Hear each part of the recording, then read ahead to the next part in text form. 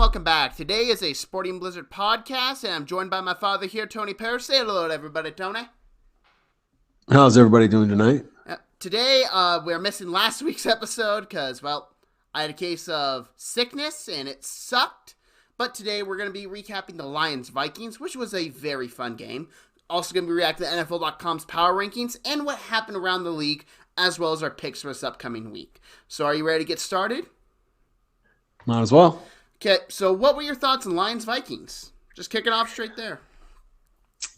Well, I think that the Lions are better than advertised.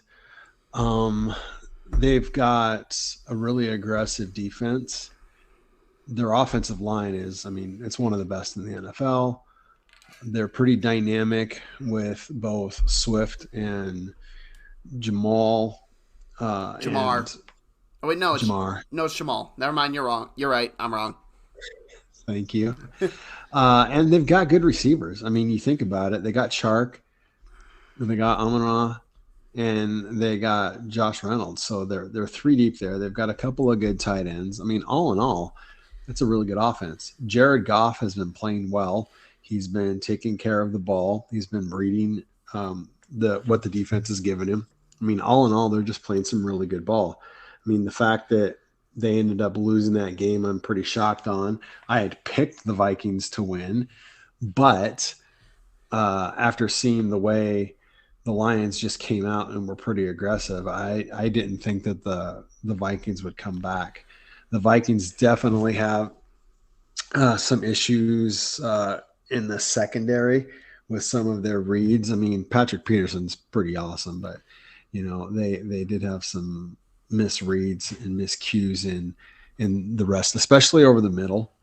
Their rush defense was a little suspect, but to be fair, everyone's rush defense has been suspect against the Lions. They've been mauling teams.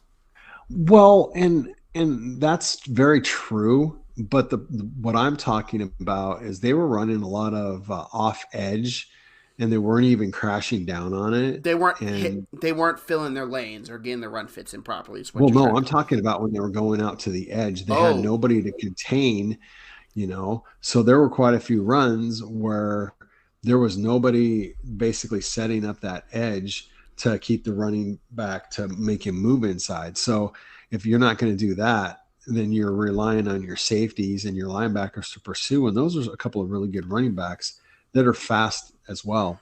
So it makes it hard on them to get out there. And a minimum gain is going to be 6 to 7 yards. So they'll do that all day long and march on down the field. So is there any concern for the Vikings of possibly losing Dalvin Cook for an extended period of time? Do you have any concerns for their offense if that is the case? I actually really like Madison. So I don't know.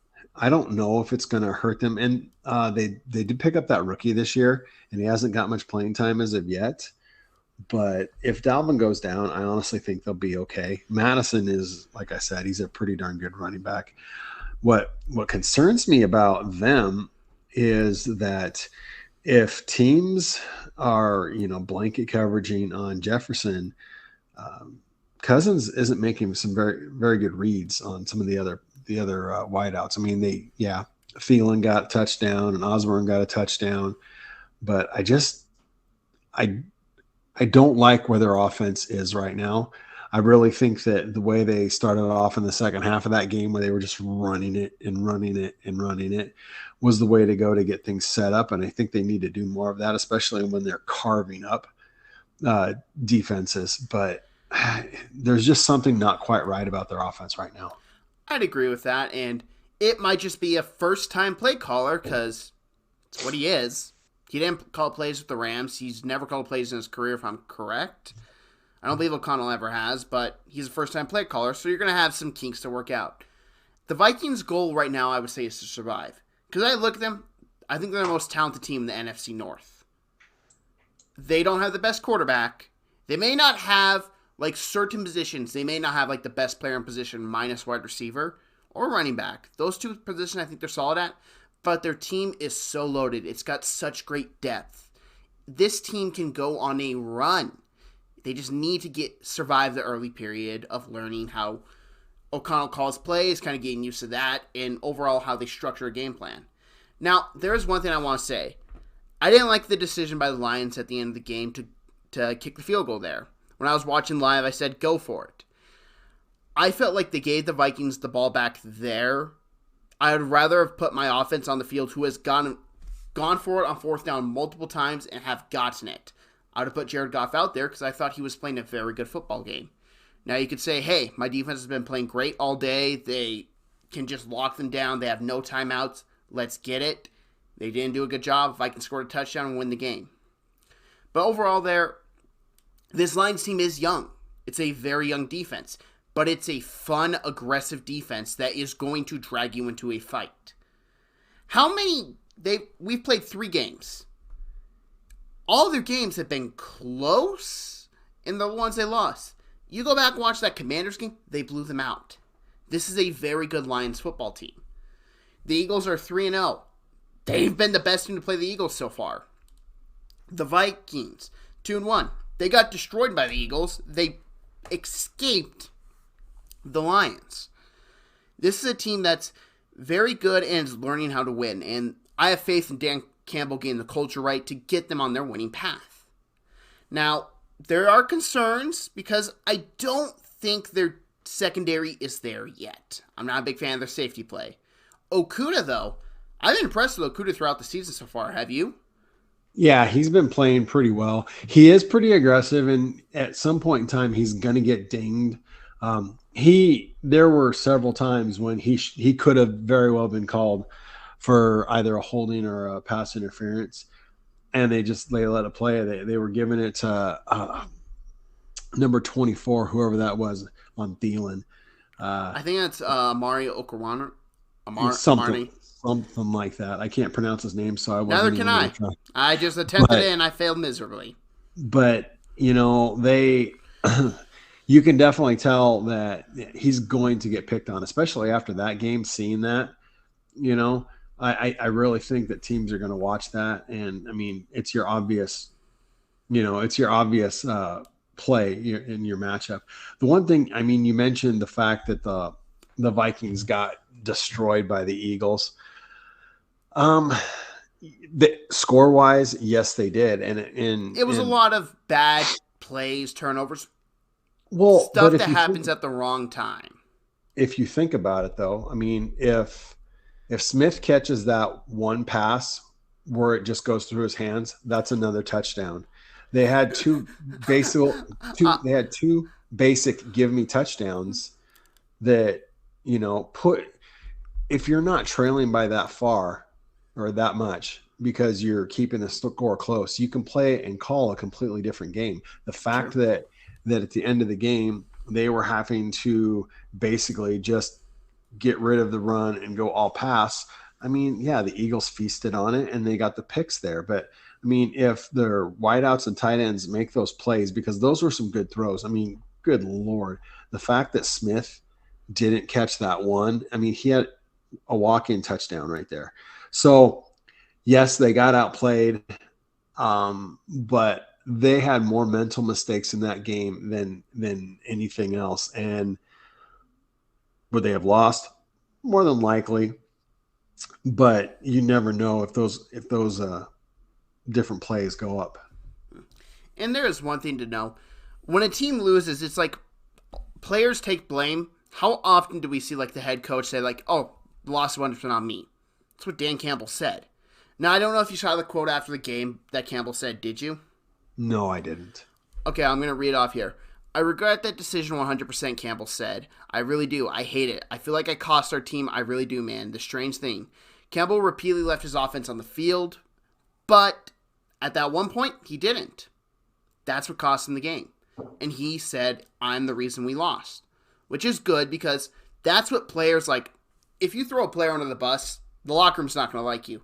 If you're the one throwing yourself under the bus, it may not be the best thing with ownership, but your players are going to love you, and that's kind of what the Lions have been going with is those players love Campbell, and it's very clear they at some point are going to break through that glass ceiling, and they're a scary team to play against. Well, for one thing, ownership knows that he's just saying that. I'm sorry. If your kicker can't make that field goal, get Against the rid of him. Vikings of all people.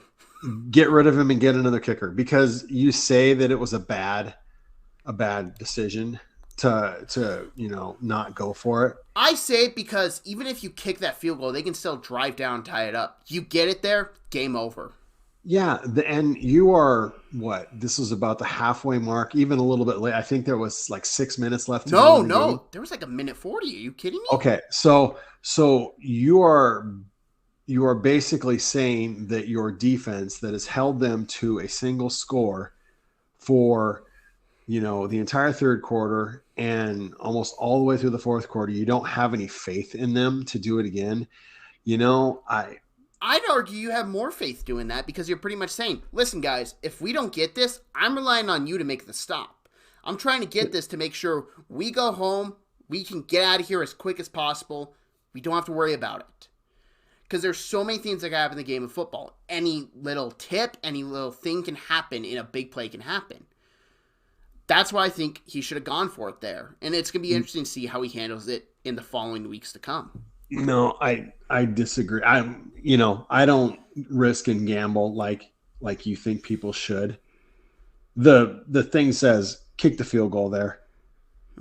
Go up by 6, okay? Because now if you go up by 6, then they have to score a touchdown. And so that puts your defense in a different situation, because now that the coverages that you're going to call are different and everything else. If the Vikings only had to go down and score 3, it totally changes how they're going to play call and how you're going to play call, because now you can't sit back in coverage. If they were up by 6, their safeties would have been back in coverage. Osborne probably does not score that touchdown. No, that's fair. So, I mean, you're saying go for it, and I'm saying if you go for it, you completely change the complexity of the game. They kicked the field goal, they missed it. The Vikings had basically all they had to do was tie. They scored a touchdown, but they just needed a field goal to tie. So either way, I think you made the right call. But now to change pace, the Lions play the Seahawks in this upcoming week. What are your thoughts on the Seahawks so far through 3 weeks of the season? Their offense is actually doing pretty well. I'm, week 2 aside. That was not a fun game, but to be fair, the Niners have been beating up everybody's offense. Well, but the thing is, I think they were just too limited in their play calling. And then those gadget plays, once again, you try to outsmart yourself by going with a gadget play, and you put the ball in your running back's hand to throw. Okay. So let's back up.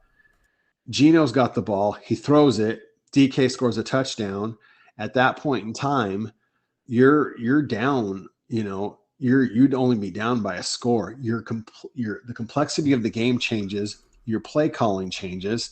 The way you call your defense changes.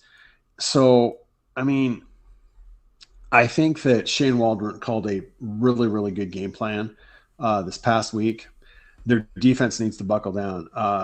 Going up against this Lions offensive line and the running backs the way they're doing, I would not be surprised if Amon-Ra actually runs for 50 plus yards too, because for some reason they're not crashing down and cutting off the outside runs. So it very well could be a long game for the Seahawks against the Lions. I think they're making a lot of progress. I mean, you think about it, 2 rookie tackles. Geno hasn't been sacked that much. And they haven't been making a lot of mistakes. Tariq Woolen is definitely playing really good ball, so they're going to have some growing pains, but all in all, I think that their offense is coming around. Their defense, their linebackers concern me, so that's the area that I think that they really need to work on. They're not keeping containment, and their 2 interior linebackers aren't shedding and getting off of blocks. and that's one of the reasons why they're giving up so much yardage interior wise. I think that the Seahawks were really counting on Jamal to help in the run game, crash down and take on, take those some of those lanes out. But that didn't happen, and they don't have a safety built like him that can stop the run as well as him. So now they're just kind of trying to, play a little bit differently than what they really wanted to. Well, I hate to barge in here, but we got some news. Free agent just signed somewhere. The Bills are signing veteran cornerback Xavier Rhodes. Xavier Rhodes reunites with Leslie Frazier as head coach for a minute with the Vikings in 2013. Well, that makes sense. Are they going to play him as at safety? My guess would be corner until White comes back.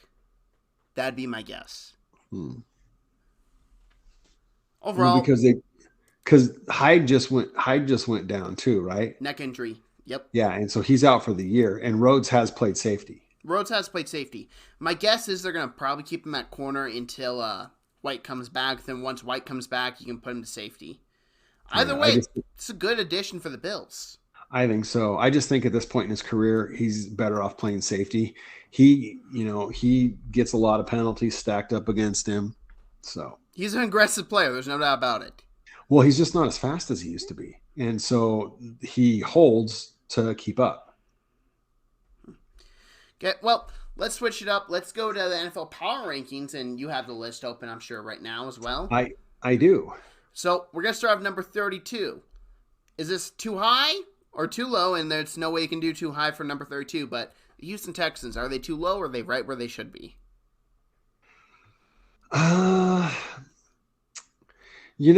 Here's the thing. I think they're just a couple of plays away from being winless. Undefeated. Yeah. So the fact that they're at 32 and the Bears are at 27, I don't like that. I mean, I'm sorry. Justin Field played like absolute dog crap. Yeah. So I'll just read off 32 to 27. 32 the Texans, 31 the New York Jets, 30 the Commanders, 29 the Panthers, 28 the Seahawks, 27 the Bears, 26 the Steelers, and 25 the Falcons. Anyone you'd like to move around there, or do you feel pretty comfortable with that? I think that, these teams right now are what they are. Washington can't get out of their own way. Their offense has looked worse than abysmal the last couple weeks. So, and that's kind of crazy considering what Wentz did this first week. He put up some pretty good numbers against a Jacksonville team that I thought their defense has been taking people's lunch money. So, I really don't have issue with any of these, with any of these rankings. There is one team I'd put down there in the 30s, and they're not here yet, and we'll get to them here in a second, but I'm not high on them. You're very well aware of it. I've been slamming them for this entire week. Okay, I'm going to read off the 24 to 15. 24, New England Patriots. 23, the Indianapolis Colts. 22, the New York Giants. 21, the Raiders. 20, the Arizona Cardinals. 19, the New Orleans Saints. 18, the Jacksonville Jaguars. 17, the Cleveland Browns. 16, the Detroit Lions. And 15, the Los Angeles Chargers. Now, let me get out of the way. New Orleans Saints are a bad football team. This is a team I think is going to be picking top 5 come the draft. I think they're going to get smoked on Sunday against the Vikings. This is a bad football team. Their defense got worse when they traded away Chauncey Gardner-Johnson, and it's clear. Well, their defense hasn't been giving up that many points. I'm sorry. No, but they have struggled a bit with their nickelbacks since then. That's who the teams have been isolating, is going after the nickelback. But, they shut down Tom Brady, right? A Bucs offense hasn't gone off to a good start at all. No, but they shut him down. You can't really say that Carolina did very well offensively against them. Jameis Winston is playing with, is it 4 fractures in his back? Yeah, yeah, painful. Yeah. I'm sorry. Bench him, Yeah, you know. I don't Um, disagree with that. And here's the big thing. I know NFL players are macho tough. They're going to try and play through every injury. You got to protect the player, and the player has to know to protect himself at the end of the day. Playing through fractures in your back is just stupid. It does lasting damage to yourself. And you can say this is last chance to be a starter. I get it. But you're talking major repercussions later in his life with a bad back. yeah.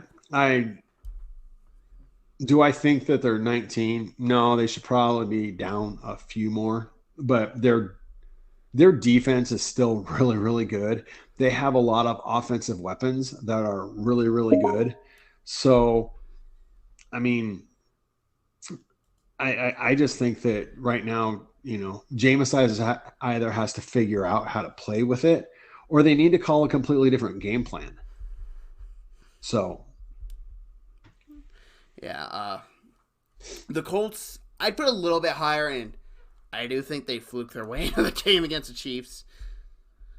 Okay, they did definitely fluke their way into the game against the Chiefs, but I think they have enough talent. And the one team I think should definitely be higher is the Jacksonville Jaguars. That defense has been terrifying. That pass rush is deadly.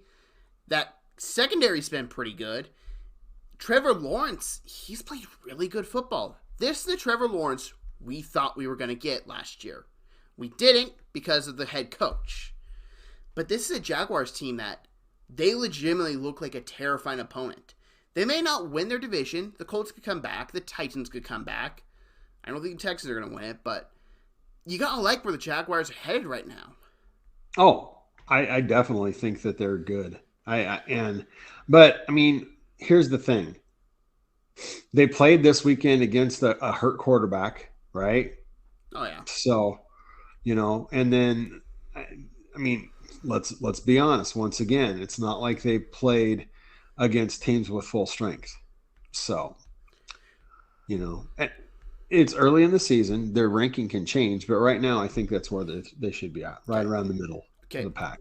I would argue I'd swap them with number 14, the Denver Broncos. Has there been a more disappointing team so far to start out the season? And I made a video where I said the Broncos are going to get off to a slow start. I didn't think it'd be this rough. That Sunday night game, did you watch that Sunday night game? No, I didn't. Be thankful. That's one of the worst football games I've ever watched. It was horrible. I was trying to find things to do. I would have rather clean out my cat's litter box after rewatch that game. That was a miserable game. This is not the 14th best team in the NFL. This is maybe not even a top 20 team in the NFL as of today. That defense is legit, but that offense is struggling. They struggled to get in the end zone from the red zone against Seattle. They struggled against the Texans. They struggled against the 49ers. The only reason they beat the 49ers is because Jimmy Garoppolo pulled a Dan Orlovsky and ran at the back of the end zone. It was a bad game, and they are not the 14th best team in the NFL. Do you have anything to say? Well, yeah, absolutely. All right. Okay. You mentioned it earlier. Teams are trying to round out, right? So they're going to round out. They didn't play any of their players. They're getting it. They're talent wise, they're probably the 14th best. So yeah, they're 2-1. Whether they won the games, should they beat Seattle? Yeah, but 2 fumbles. And poor coaching decisions. Yeah, but so I mean, in all actuality, they're sitting here at 3-0, with the exception of some flukes against Seattle. So sitting them at 14 means, yeah, okay, you're 2-1, but you've got lucky. Okay. The team that I don't think should be down as low as they are is the Cleveland Browns. Okay, that's fair. But I'm just going to add this. You put the Denver Broncos, Jacksonville Jaguars on a neutral site field tomorrow. Who are you taking to win that game?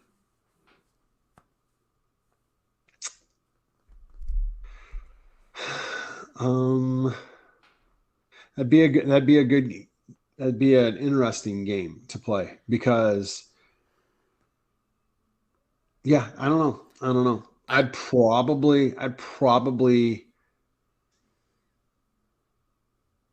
yeah, I don't know yet. I don't know. One, I've seen Denver play 2 games. I've seen Jacksonville play 1 game. So I've seen I 2. don't. Actually, no, 3, because I did watch that Commanders game, which you can argue the Jaguars could also be 3-0 because they had Oh, absolutely. Trevor Etienne has had a rough start to the season. But as you want to say about the Browns, which as a Steelers fans, I'm legally obligated to not say anything good about the Cleveland Browns, so you might as well take the floor. I mean, we heard so many things early on. Oh, Cleveland. I mean, they could be like 2-9 or whatever else. They're playing good football. The only reason why they're not 3-0 right now is because of a busted coverage by a high priced DB who couldn't accept responsibility for. You want to talk about accepting responsibility for your own actions? That was bad. Um, yeah, it was bad, and you didn't think it was that bad until I actually made you go back and look at it again. Yeah, There is, when I saw it again, I think he thought he had safety help. That's what I truly believe, but it was clear he didn't. well, yeah, the way everybody else was playing. Okay, so if he thought he had safety help, that's because he wasn't paying attention to the play call because everybody else was on the same page except for him. Well, that's what I'm saying, though. I believe he So, thought he had a safety help. I don't think he understood the play. well, then he needs to pull his head out because he's I do. getting paid a heck of a lot of money to screw up like that. Well, I wish he screwed up more last Thursday, but he Yeah, didn't. well, but I mean, what Chubb has gone for over 100 yards 3 straight games. Amari Cooper is coming on. They're using the tight end. Brissett's making some really good decisions. It'll be interesting to see what happens with Garrett. I'm not sure if he's going to play or not, but I would venture to say he probably doesn't play this week. So, Are you comfortable saying the 2022 NFL season, as of right now, Nick Chubb's the best running back in the NFL?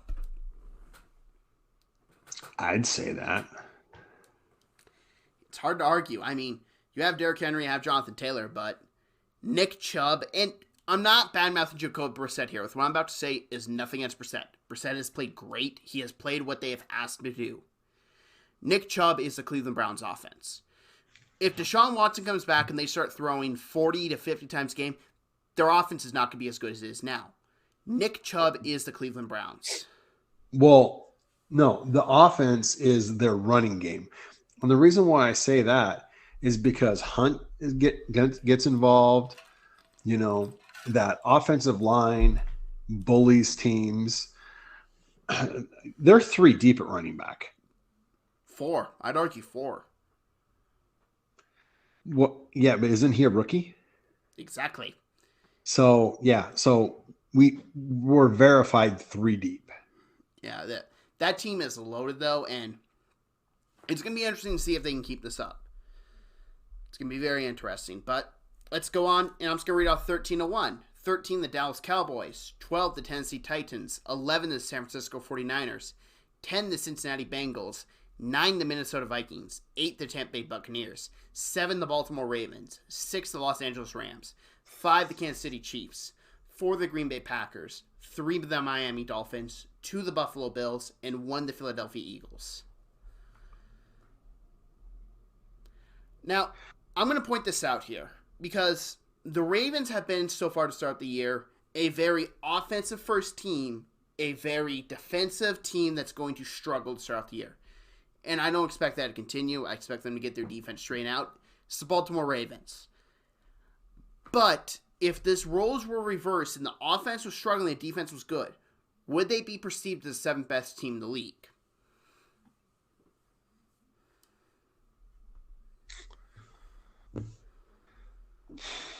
Um, that's with their record, with who they lost to, I mean, let's look at it, right? So if they still have the same record Mhm. and they still lost to Miami, yeah, I mean, you can't really, you know. And the thing is, I mean, what else can you do in that game against Miami? What else can the offense do? Nothing. That defense blew it. Yeah, I mean, you talk about more blown coverages, right? And their defense was already depleted anyway. So their secondary was already depleted. So the fact that they had such a lead going into the fourth quarter, but I mean, the disparagement as far as I'm concerned is the Tennessee Titans were they're at. They should be further down on the list. I'm sorry. I'm going to disagree with you here.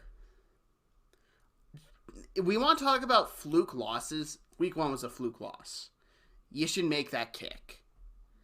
I think the Titans, and this is actually a role reverse because I'm typically the one that's like, sell, sell, sell in the Titans here, buy, buy, buy. Their offense line hasn't looked as good, but that team is a good team. It's still a good team when you watch them play. The Raiders came back against them, but it wasn't pretty. That defense made the Raiders' life miserable. Ryan Tannehill, he hasn't been great per se.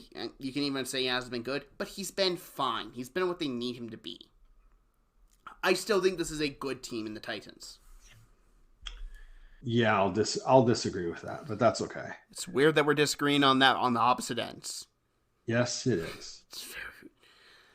And there is one team, and I'm just going to say it. This 49ers offense is miserable to watch. Their defense is great. Their offense is miserable. I don't see them making the playoffs right now. I think this is the Rams division to lose, and when you look at all the teams so far, because I don't think the Cardinals are a good team. No offense, I don't think the Seahawks are a good team. I think the 49ers are a great defensive team, but I don't know if I can trust Jimmy Garoppolo with the arm he has right now because I don't think he's healthy yet. He did not look good, in my opinion, against Denver. That's who I'd bump down. Well, I mean, yeah, their first game I'd say was kind of a fluke. You know, Yeah, I'm not blaming that. How many games you can get that's a monsoon? They're awesome to watch. You and I would both want to be there in person to watch it, but that's not a game you're going to have every week.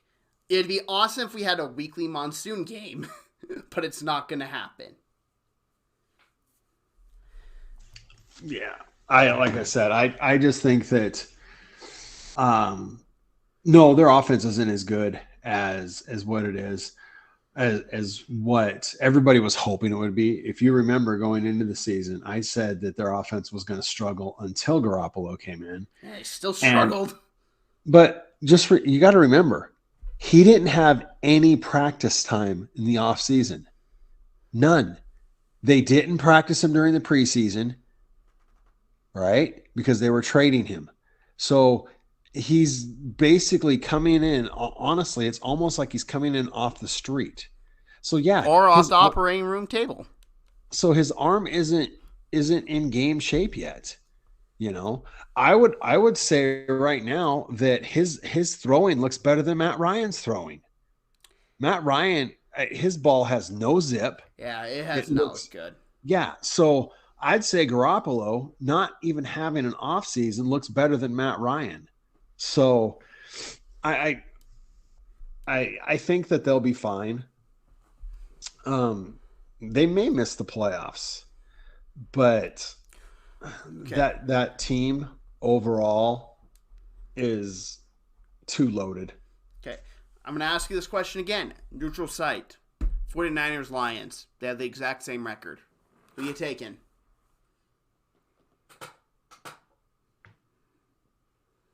'49ers. Ooh, I take the Lions. Dude, you have taken the Lions every game this year. Yes. And they've almost won every game.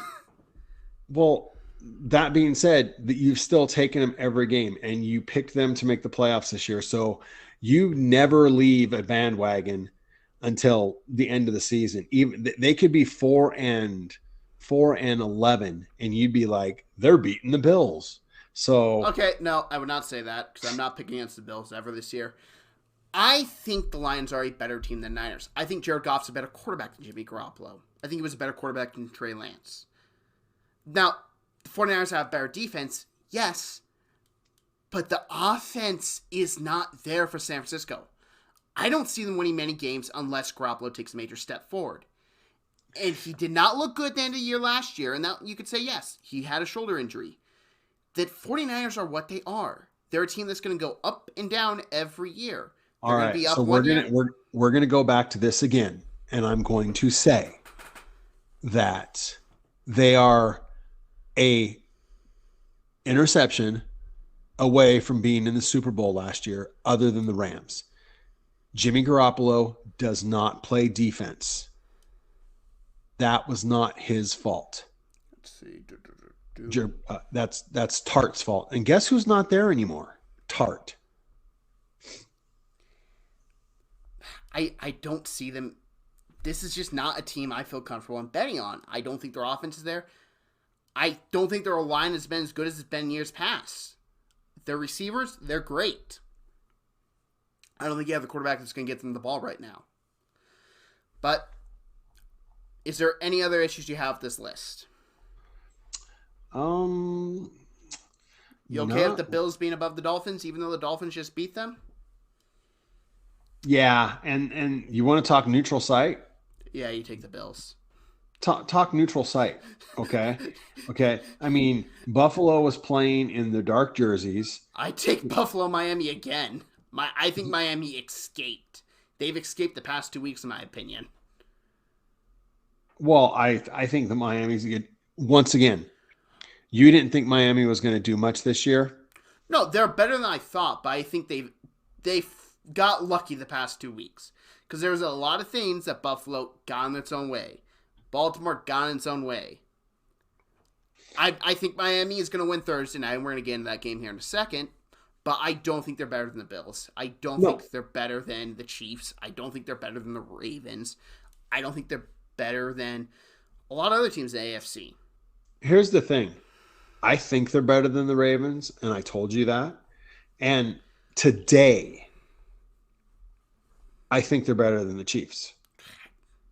Now, here's the thing. Now, hang on. If this Chiefs special teams does not improve, I may have to take them because I don't trust their kicker. No, here's the thing.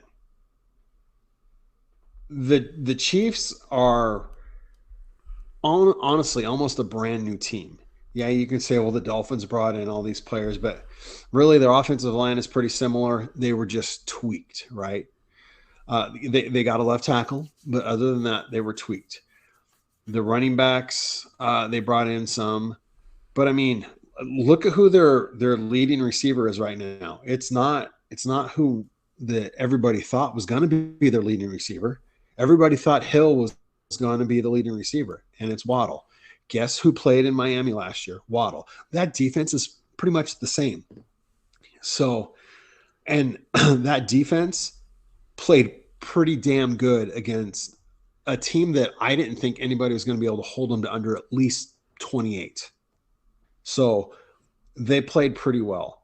Right now, I think that they're better than most teams in the AFC. I still don't think they're better than Buffalo, but I would put them right now second in the AFC. I can't put them above the Chiefs. I can't. I can hear your argument for the Ravens. I can't put them above the Chiefs. But let's get into the picks this week, and we're going to kick it off with Miami and Cincinnati. Who do you have? Excuse me. Sorry about that. It's allergy season. What's that? It's allergy season. Because when you're allergic to animals, it's always allergy season. Absolutely. Where is it getting played at? It's in Cincinnati. It's in Paycor Stadium. I'm going to go Miami. I agree. I think this is a bad matchup for the Bengals offensive line right now. I think it's a bad matchup. Now let's head over to Sunday, and we're going across the pond to London, England. The Minnesota Vikings and New Orleans Saints. I'll go Vikings. Oh, give me the Vikings. They have never let me down, not once in my life. Totally have not. Now, This game's interesting. Browns at the Falcons. And I do think the Browns win this. But I would not be surprised if this is a close game at the end. Because the Falcons have played everybody so far very hard. Well, once again, we don't know if Garrett's going to be playing, right? That's a big thing. And well wishes to Myles Garrett. Hope everything's okay with him over there. That pain me to say. But what I will say is, and this may sound kind of homerish, the Falcons should not have won that game against Seattle. There was 2 blatant pass interference calls, one against DK, one against Tyler Lockett. The one against DK was in the end zone.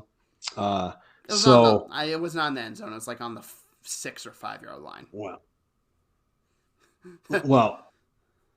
it was there. So their secondary is suspect, and so I think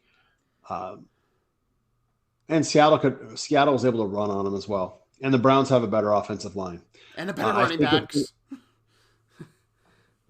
I think it's going to be a higher scoring game than but I do think the Browns are going to take it. Bills at the Ravens. Give me the Bills. I think they're the best team in the NFL. And I'm not picking against them unless Josh Allen gets hurt. I'll take the Bills as well. Commanders at the Cowboys. And I do not believe Dak is ready to return yet. So this is a undefeated Cooper Rush-led team.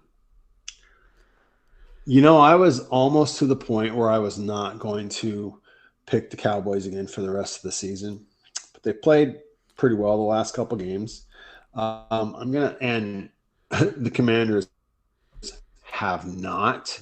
So I'm going to take the Cowboys. Okay, I don't know if you watched it. Did you see how much Carson Wentz got hit last week against Philly? Yeah. Well, I saw highlights. Every time he turned around, he was getting smacked. Did you see how many pressures the Cowboys got on Daniel Jones last night? Give me the Cowboys. It was 22 pressures at one point out of 33 pass attempts. Yeah, so yeah. Give me the Cowboys. That pains me to say. I don't trust that Commanders O-line. And that Cowboys D-line has been playing really good football. The Seattle Seahawks go into Detroit to play the Lions, and give me the Lions. If I'm riding this bandwagon, I'm going to ride till the wheels fall off. I'm going to have to agree with you. Jump on the bandwagon. It's nice. We have kneecaps for dinner. No. Chargers at the Texans. Now, this game's interesting because we don't know the health of Justin Herbert. He played last week, but we don't know if he's really good yet. That being said, I think the Chargers team's too talented to keep on losing. Chargers Chiefs game, I thought they were the better team. Give me the Chargers. Well, one of the things I will say, you were pretty braggadocious about Jacksonville, but look at all the players that didn't play for the Chargers in that game. Again, Jacksonville's got an amazing defensive line. Your center doesn't play. Your best, DB doesn't play.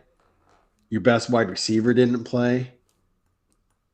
There's a lot of interest. Oh, and by the way, your quarterback, is nursing some serious injuries.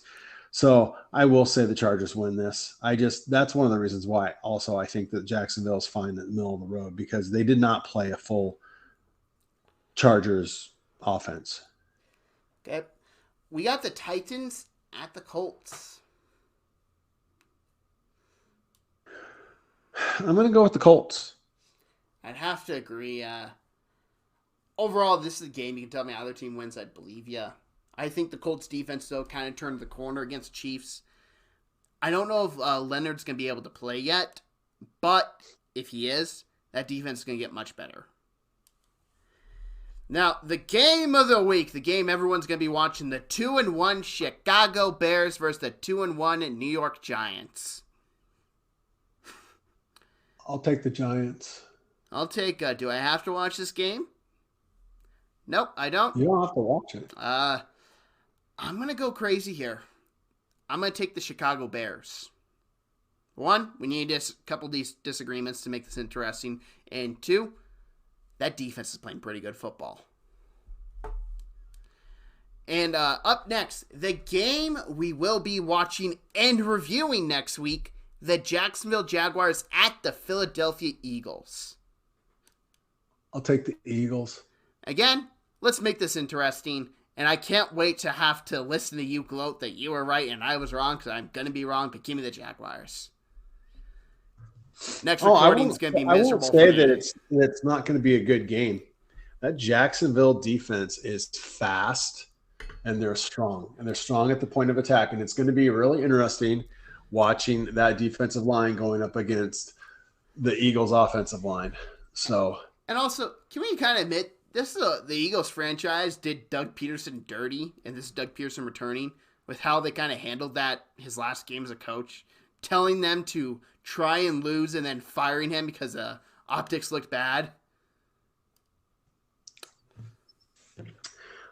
I'm not even going to go down that road because everything's unsubstantiated about telling him to lose. Yes, but it makes for a very interesting storyline, which is why we're watching it. Yeah. And the game I will unfortunately be watching and regretting watching it, the New York Jets versus the Pittsburgh Steelers. Give me the Jets. I don't trust the Steelers offense. I don't trust Mitch Trubisky against Robert Saleh. That being said, I don't trust Zach Taylor against Mike Tomlin, the Pittsburgh Steelers defense. This is a pick'em game. I'm going to go with the quarterback that I think is going to make more plays. I'm going to go with the home team. I'm going to take the Steelers. Up next, Arizona Cardinals versus Carolina Panthers. A game where I think it's going to be the immovable force against the movable object. Because that Cardinals defense has not been good. That Panthers offense has not been good either. I think this is not going to be a good game. I'm tempted to take the Panthers because they're at home, but give me the Cardinals. Yeah, I think I'm going to go with the Cardinals as well. Good.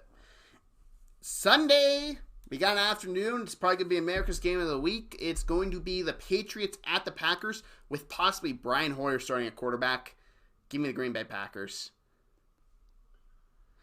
I would have taken the Packers even with Matt Jones. I probably would have as well, but especially with Brian Hoyer. And I like Hoyer. I think he's got a future in the NFL as a coach. I don't think you're going to do well against that Packers defense, which looks nasty. Now, we got the Denver Broncos at the Las Vegas Raiders. Ugh.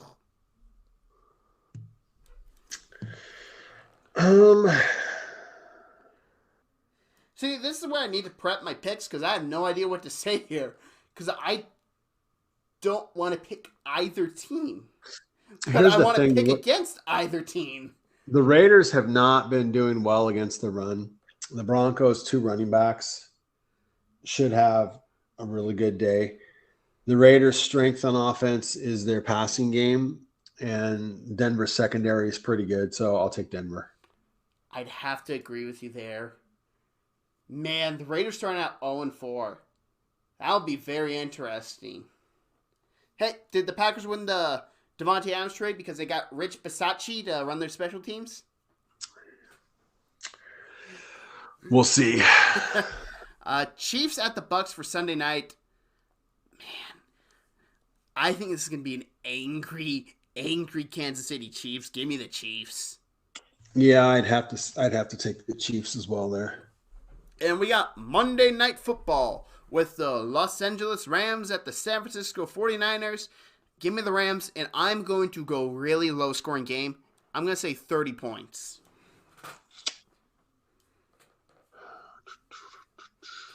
I'll take the Rams as well. How many points? You know what? I'll go 33. Oh. Yeah, so I have to cheer for a bad game. Oh, wait. I wouldn't be surprised if we have that. Who wants to watch defenses play? But that's going to wrap us up for this week. Next week, as I said, we're going to be reviewing Jaguars-Eagles, which is going to be a blast. It's going to be Doug Peterson's return to Philadelphia. Trevor Lawrence versus Jalen Hurts. Matchup we saw, I believe, in college football. I believe he was the quarterback at Alabama at the time. I may be wrong. Or he maybe was benched for Tua. I can't exactly remember off the top of my head. By the way, it's going to be a fun matchup. And join us next week as we review that. But everyone, have a great day and be safe.